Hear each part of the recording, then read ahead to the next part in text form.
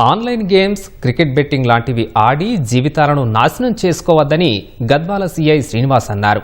సాంకేతికత సాయంతో మంచిని మాత్రమే గ్రహించాలని యువతకు సూచించారు. జోగులాంబ జిల్లాలోని గద్వాల పట్టణంలో ప్రధానమంత్రి కౌశల్ యోజన కేంద్రంలో ఈనాడు ఈటీవీ ఆధ్వర్యంలో బెట్టింగ్, సైబర్ నేరాలపై అవగాహన సదస్సు నిర్వహించారు.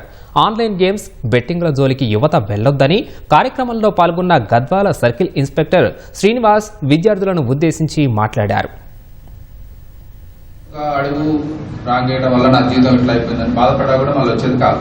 మీ చుట్టుపక్కల ఎవడేది నేను బెట్టింగ్ యాప్స్ లో డబ్బులు పెట్టి నేను ఇల్లు కట్టినాడు ఎవరు లేడు. నేను బెట్టింగ్ యాప్స్ లో లేకపోతే జూదమాడి నేను 100 ఎకరాలు కొన్నాడు కానీ నేను జూదమాడి బిజినెస్ చేసిన అన్నాడు కానీ నాకు తెలిసి భవిష్యత్తులో కూడా ఎవరు ఉండరు.